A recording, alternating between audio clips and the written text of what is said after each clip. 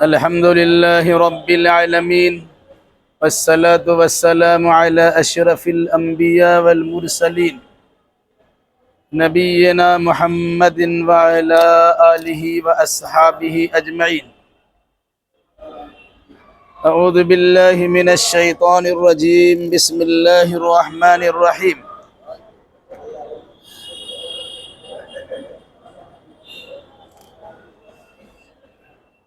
اللہ نور السماوات والارض مثل نوره كمشكاة فيها مصباح المصباح في زجاجة الزجاجة كأنها كوكب دري يوقد من شجرة مباركة زيتونة لا شرقية ولا غربية يكاد زيتها يضيء ولو لم تمسسه نار نور على نور يهدي الله لنوره من يشاء ويضرب الله الأمثال للناس والله بكل شيء عليم.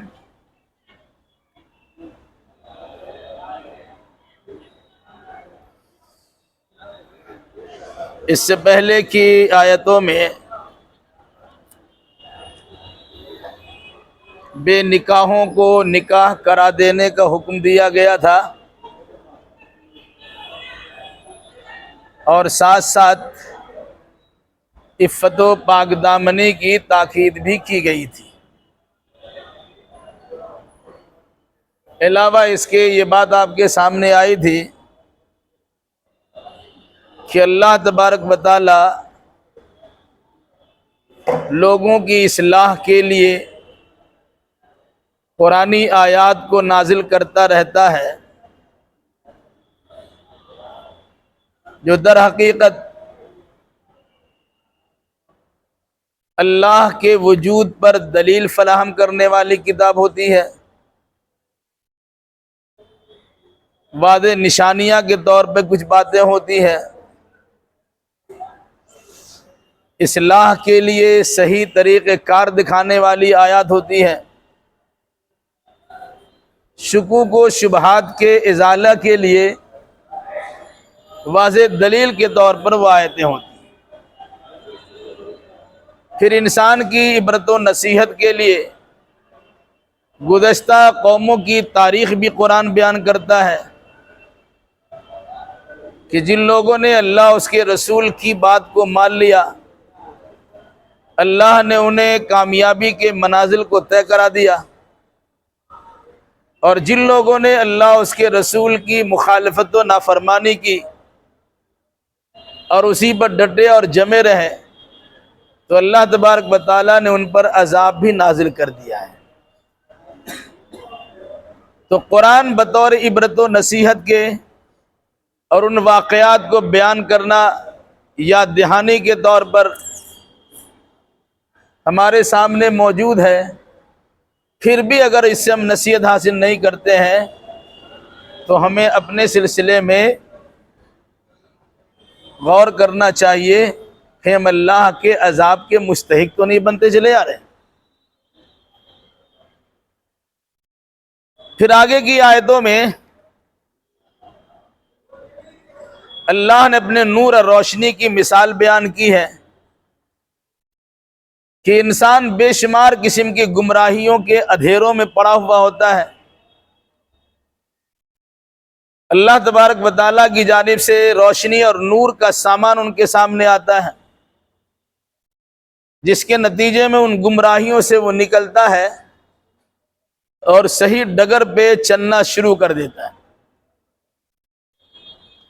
پھر بھی اگر کسی انسان کو اللہ کی روشنی میں اپنی گمراہی کا اتا پتہ نہیں چلتا اور وہ روشنی لینے کے بجائے گمراہی کے دلدل میں پھنسا رہتا ہے، تو وہ کسی کا کچھ بگاڑتا نہیں، اپنا ہی نقصان کرتا ہے۔ جبکہ ہونا تو یہ چاہیے ایک انسان جس کے بعد دھڑکتا ہوا دل موجود ہے، قلب سلیم اور عقل سلیم موجود ہے، وہ قرآنی آیات کے ذریعے سے اور دنیا میں پھیلی ہوئی بے شمار نشانیوں کے ذریعے سے عبرت و نصیحت حاصل کر کے اپنی عاقبت کو وہ سنوار سکتا ہے اور اپنی بگڑی کو بنا سکتا ہے۔ اسی چیز کی وضاحت آگے کی آیتوں میں کی جا رہی ہے۔ اللہ نور السماوات والارض، آسمانوں اور زمین کا نور اللہ ہی ہے۔ مراد آسمان چمکتا ہے یا زمین دمکتی ہے؟ یہ آسمان و زمین کا سارا نظام اپنے حساب سے چل رہا ہوتا ہے، تو یہ در حقیقت اللہ تبارک و تعالیٰ کی جانب سے نور کے نتیجے میں ہوتا ہے، اللہ کی روشنی کے نتیجے میں ہوتا ہے۔ گویا اللہ آسمان کو بھی دیکھ رہا ہے اور زمین کو بھی دیکھ رہا ہے، آسمان و زمین کے اندر موجود ساری مخلوقات کو دیکھ رہا ہے، اور اس طریقے سے آسمان و زمین کو اللہ نے اپنے نور سے آراستہ پیراستہ روشن و منور کر کے رکھا ہے۔ اسی وجہ سے آسمان و زمین کا نظام درہم برہم نہیں ہوا ہے، بلکہ وہ بالکل صحیح انداز میں چل رہا ہے۔ پھر اللہ نے اپنے نور کی مثال بیان کی۔ انسان اس قسم کی چیزوں کو سمجھ تو نہیں سکتا، البتہ اشارے کے طور پر کچھ مثال دے کر اللہ تعالیٰ نے بندوں کو سمجھایا ہے۔ اب اگر بندہ سمجھ جائے تو اس کا فائدہ ہے، اگر نہیں سمجھتا ہے تو اللہ کا کچھ بگڑے گا نہیں۔ کیا فرمایا؟ مثل نورہ کمشکات، اس کے نور کی مثال ایک چراغ کی طرح ہے۔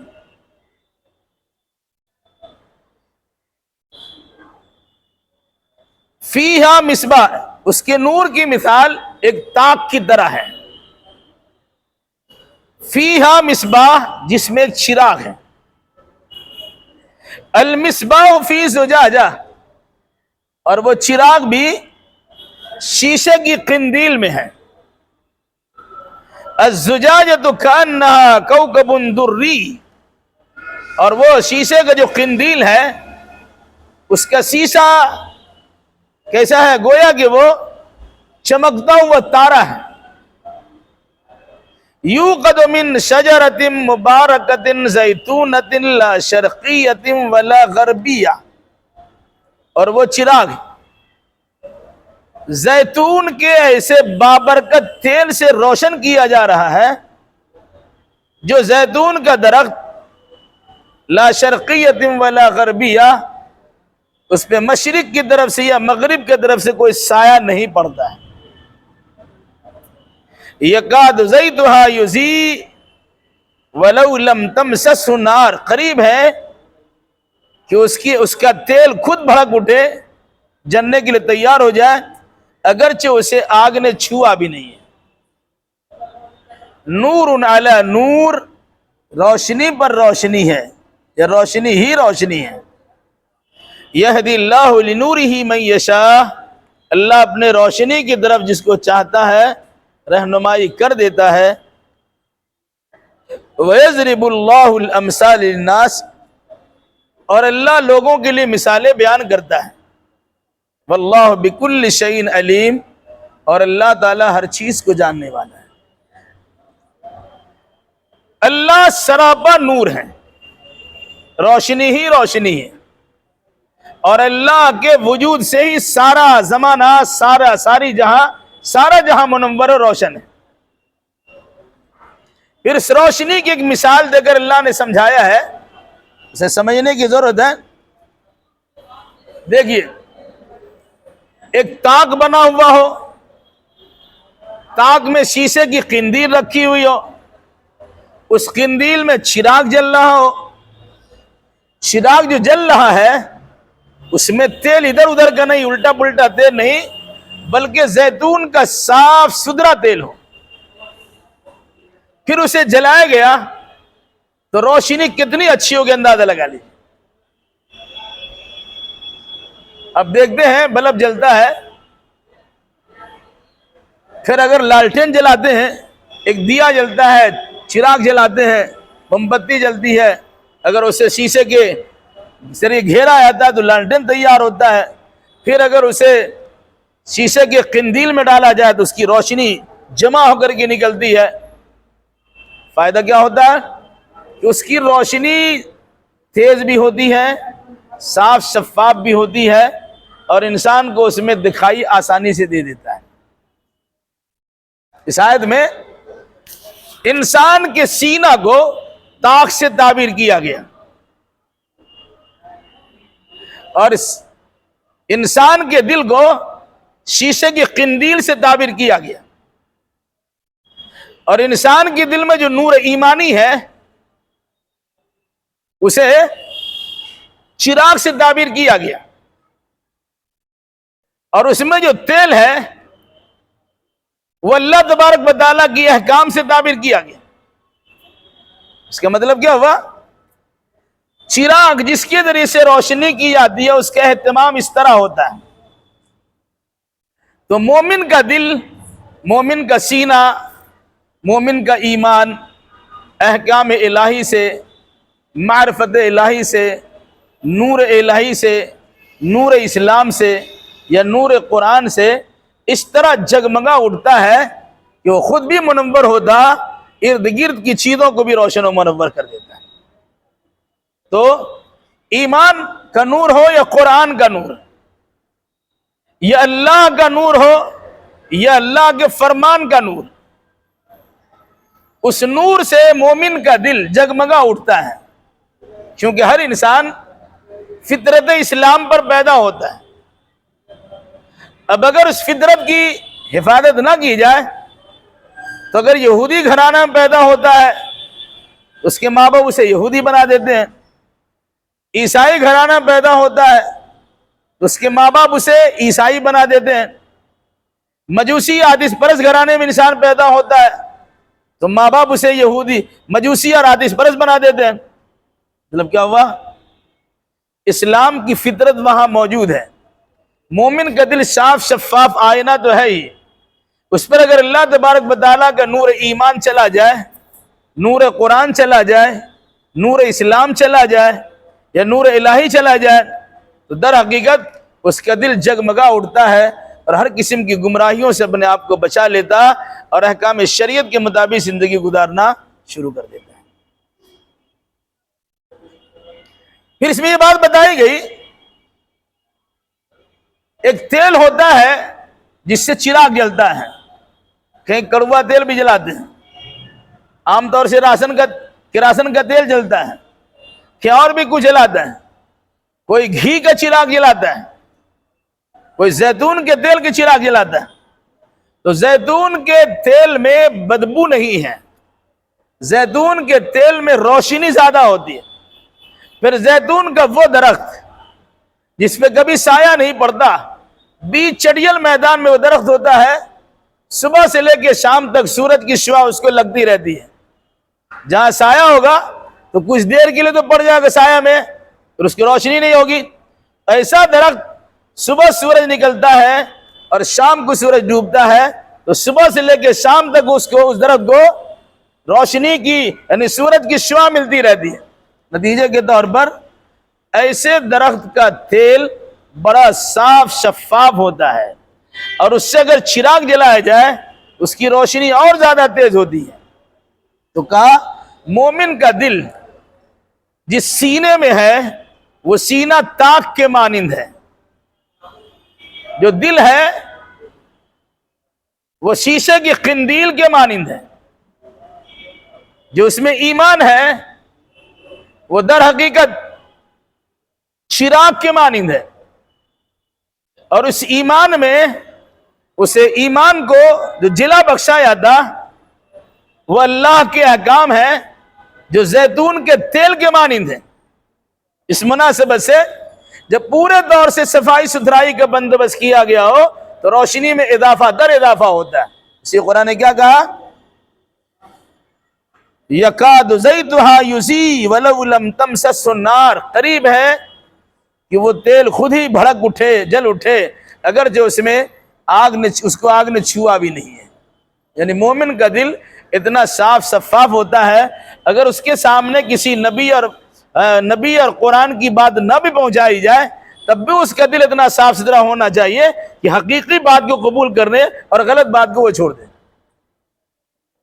لیکن اس کے ساتھ مومن کے دل کی صفائی کے ساتھ ساتھ جب اللہ تبارک و تعالیٰ کی جانب سے احکام الہی وہاں پہنچتے ہیں، اس کو تعبیر کیا نور علی نور، روشنی ہی روشنی ہے یا روشنی پر ہی روشنی، جس کو آپ کہتے ہیں سونے پر سہاگا ہے۔ یہدی اللہ لنورہ من یشاء، اللہ جسے چاہتا ہے اپنے نور کی روشنی عطا فرما دیتا ہے، یا اپنے نور کی طرف راستہ دکھا دیتا ہے، یعنی اسلام کا راستہ دکھا دیتا ہے، یا قرآن کا راستہ دکھا دیتا ہے، یا صحیح رہنمائی والا راستہ دکھا دیتا ہے، اللہ اس کے رسول کا راستہ دکھا دیتا ہے، جنت میں جانے والا راستہ دکھاتا ہے۔ اللہ جس کو چاہتا ہے اسی کو دکھاتا ہے۔ من یہدہ اللہ فلا مضل لہ ومن یضلل فلا ہادی لہ، اللہ جسے ہدایت دیتا ہے اسے کوئی گمراہ نہیں کر سکتا، اور اللہ جس کے لیے ہدایت کا دروازہ بند کر دیتا ہے اسے کوئی ہدایت دے بھی نہیں سکتا۔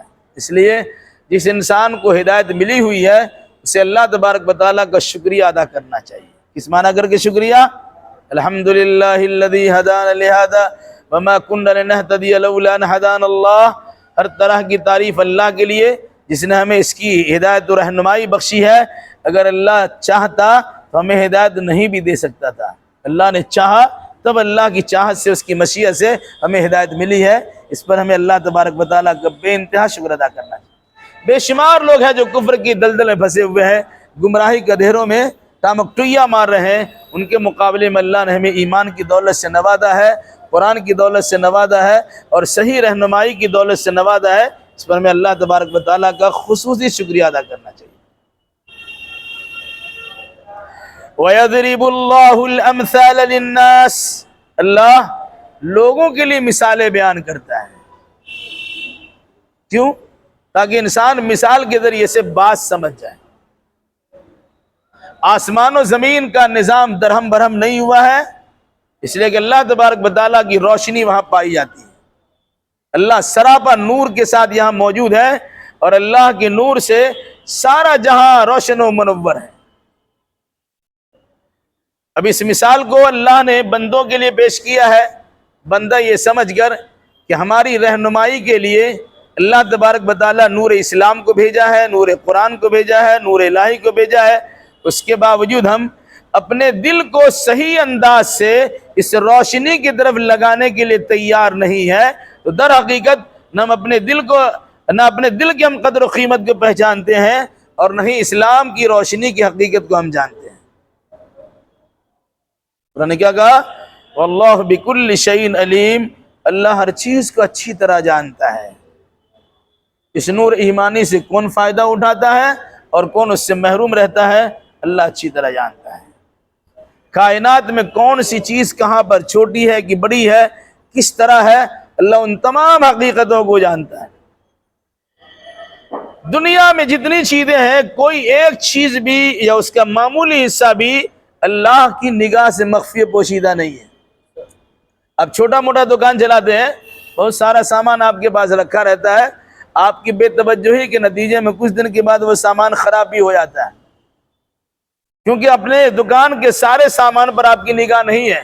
جو ظاہر میں دکھتا ہے اس کے جھاڑ پوچھ کرتے رہتے ہیں، کبھی کبھی کوئی سامان اندر پڑا رہ گیا، پرانا ہونے کے نتیجے میں تو نشٹ برباد ہو جاتا ہے یا اس کا دام گھٹ جاتا ہے۔ کیوں؟ ہماری نگاہ سے اوجھل ہے۔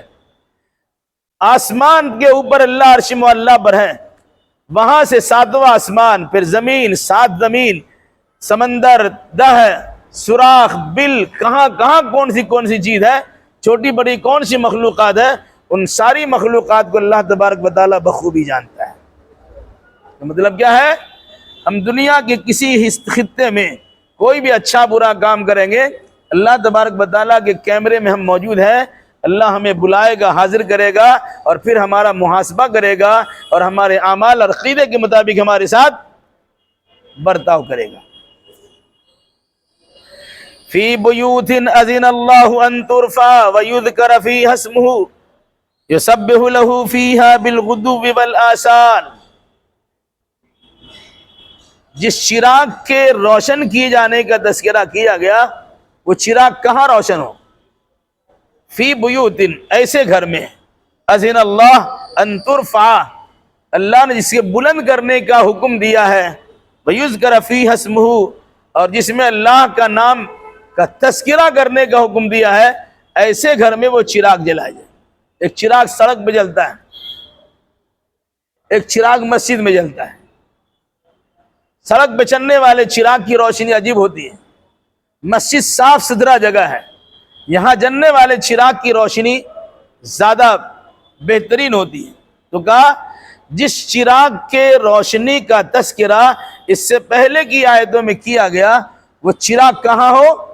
وہ آپ کے گھر کا طاق نہیں، وہ مسجد کا طاق ہو، جہاں صفائی ستھرائی کا بہترین نظم و نسق ہوتا ہے، جسے عالی شان بنایا بھی جاتا ہے، دور تک اس کی شہرت بھی ہوتی ہے، اور اس کے بعد اس میں اللہ کا نام لینے کا حکم دیا جاتا ہے۔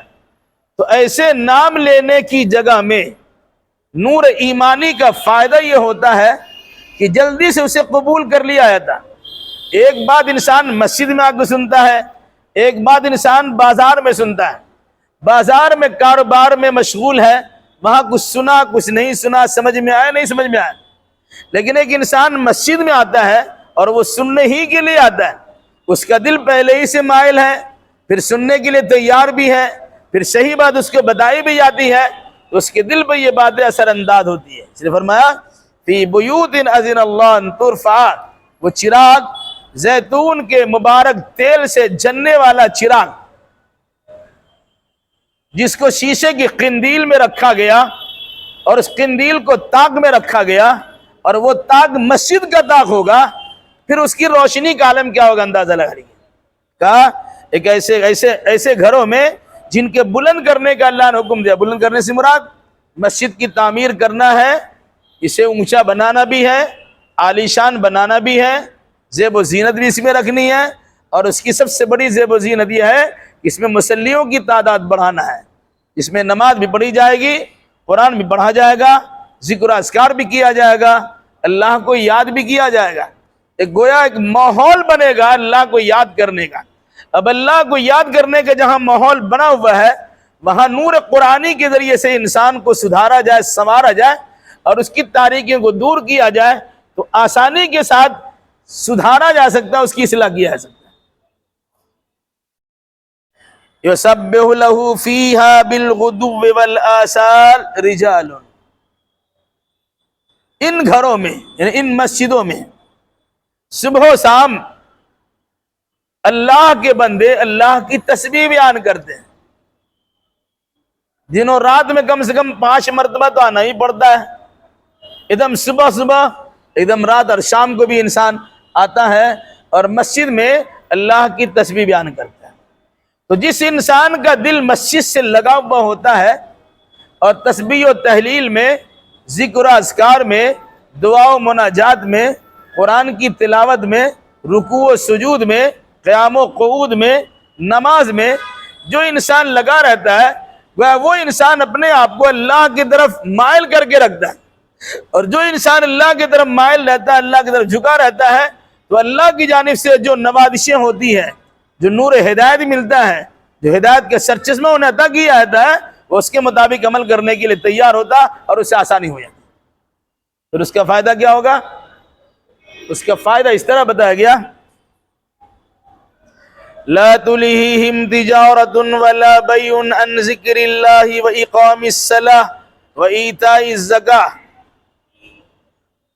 ایسے لوگوں کو ان کی تجارت اور ان کے کاروبار اللہ کے ذکر سے روکتے نہیں ہیں، نماز کے قائم کرنے سے روکتے نہیں ہیں، زکوٰۃ کی ادا کرنے سے روکتے نہیں ہیں۔ یعنی جس انسان کا صبح و شام یعنی نمازوں کے وقت میں مسجد میں آنا جانا لگا رہتا ہے،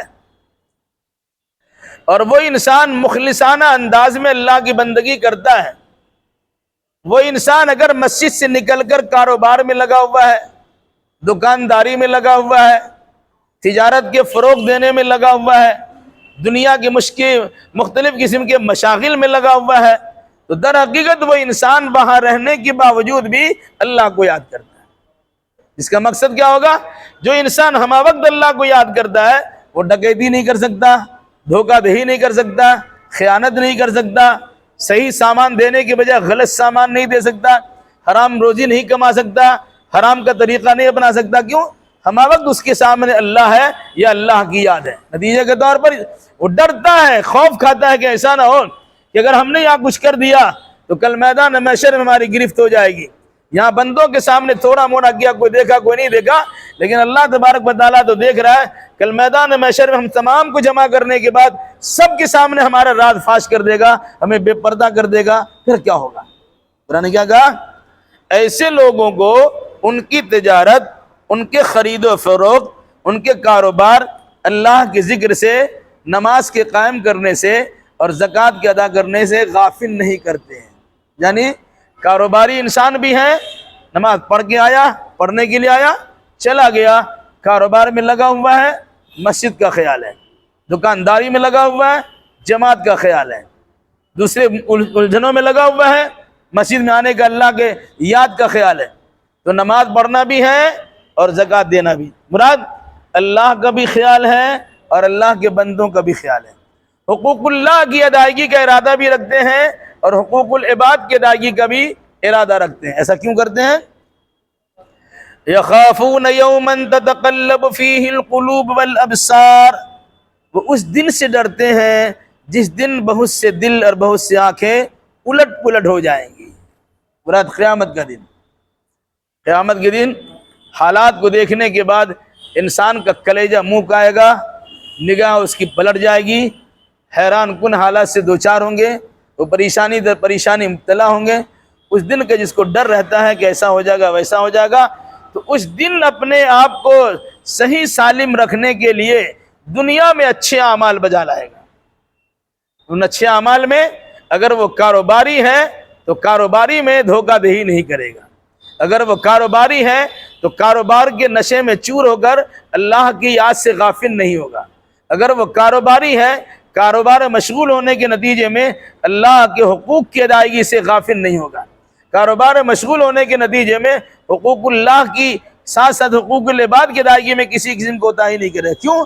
ان کو ڈر لگا ہوا ہم تو کر لیا. اللہ تبارک و تعالیٰ کی بارگاہ میں کل میدان محشر میں جمع ہوں گے اور ہمارا سارا کیا کرا ہمارے سامنے ہوگا، بلکہ دنیا والوں کے سامنے ہوگا. تو جس دن انسان کا کلیجہ دھڑک جائے گا، آنکھیں پتھرا جائیں گی، دل الٹ پلٹ ہو جائیں گے، اس دن کا ڈر جس کو لگا رہتا ہے وہ دنیا میں برا کام نہیں کرتا بلکہ اچھے کام کرتا ہے. لِيَجْزِيَهُمُ اللَّهُ أَحْسَنَ مَا عَمِلُوا، تاکہ اللہ تعالیٰ ان کو ان کے اچھے عمل کا اچھا بدلہ دے. میدان محشر میں حاضری اسی لیے ہوگی کہ انسان وہاں جب جمع ہوگا، دنیا میں اچھا عمل کیا ہے، ان کے اچھے عمل کا اس سے کہیں زیادہ بہتر بدلہ اللہ تبارک و تعالیٰ دے گا. وَيَزِيدُهُم مِّن فَضْلِهِ، بلکہ جتنی مزدوری کیا ہے اس مزدوری پر احسان کرتے ہوئے مزید کچھ بڑھا چڑھا کے دے گا. آپ نے جو کام کیا ہے اس کا پیسہ آپ کو مل گیا، الگ سے کچھ بخشش دی جاتی ہے، اسے احسان کہا جاتا ہے. تو قرآن کہتا ہے کہ اللہ تبارک و تعالیٰ اپنے فضل سے انہیں اور بھی دے دے گا. یعنی ان کے اچھے عمل کی مزدوری تو مل ہی رہی ہے، چونکہ اس نے اخلاص کے ساتھ اچھے اعمال کو بجا لایا ہے، اس لیے اللہ تبارک و تعالیٰ مزید اپنے فضل و کرم کو بڑھا چڑھا کر اسے دے گا اور دے گا. واللہ یرزق من یشاء بغیر حساب، بلکہ قرآن یہ بھی کہتا ہے کہ اللہ جسے چاہتا ہے بلا حساب دیتا ہے. آپ نے 1 روپیہ دیا، 10 روپیہ دے دیا، 700 روپیہ دے دیا، ایک کے بدلے اتنا اللہ تعالیٰ دیتا ہے. نیکی کا بدلہ اللہ تعالیٰ 1 کے بدلے 10 بھی دیتا ہے، 10 کے بدلے 7 بھی دیتا ہے، 700 دیتا ہے. واللہ یرزق من یشاء بغیر حساب، اللہ جسے چاہتا ہے بلا حساب دے دیتا ہے. تو اللہ تبارک و تعالیٰ بلا حساب آخرت میں آپ کو دے سکتا ہے. اس لیے اس دنیا میں اخلاص کے ساتھ، للہیت کے ساتھ ہمیں اچھے اعمال بجا لانے چاہیے تاکہ آخرت کی سرخروئی اور کامیابی ہمیں نصیب ہو سکے. واللہ یرزق من یشاء بغیر حساب، اللہ جسے چاہتا ہے بلا حساب دیتا ہے. ان آیات میں اللہ نے انسان کو صحیح رہنمائی کرنے کے لیے نور بصیرت بھی عطا کی ہے، نور ہدایت بھی عطا کی ہے، نور اسلام بھی عطا کیا ہے، نور قرآن بھی عطا کیا ہے، نور الہی بھی عطا کیا ہے. یہ سارا نور، اس کے علاوہ انسان کا دل کو صحیح سالم بھی بنایا ہے. کہ ہونا تو یہ چاہیے کہ جس کا دل صحیح سالم ہے وہ خود اللہ تبارک و تعالیٰ کو پہچان لے. لیکن اللہ تبارک و تعالیٰ احسان یہ کرتا ہے کہ خود پہچنوانے کے بجائے اللہ قرآن بھی بھیجتا ہے، فرمان بھی بھیجتا ہے، آیات النشانی بھیجتا ہے، اس کی تشریح کرنے والے نبی اور رسول کو بھیجتا ہے، اور نبیوں کا زمانہ جب ختم ہوتا ان کے مبلغین کو اور مصلحین کو بھیجتا ہے، ان کے نقش قدم پر چلنے والے داعی اور دعات کو بھیجتا ہے، تاکہ انسان کو سمجھایا جائے اور صحیح ڈگر پہ چلایا جائے۔ اب اگر اس کے باوجود کوئی انسان سدھرتا نہیں ہے تو اپنا بگاڑ کا ذمہ دار خود اپنا ہے، اور اگر سدھر جاتا ہے اس پر اللہ تبارک و تعالیٰ کا فضل ہوتا، اور اللہ کے فضل و کرم سے وہ انسان نور ہدایت سے مشرف ہوتا ہے، نور ہدایت سے منور ہو جاتا ہے، دنیا بھی سنوار لیتا ہے، آخرت بھی بنا لے گا۔ اللہ تعالی ہمیں اور آپ کو اور جملہ مسلمانوں کو کتاب و سنت کی روشنی میں صحیح عقیدہ اعمال بجا لانے کی توفیق مرحمت فرمائے۔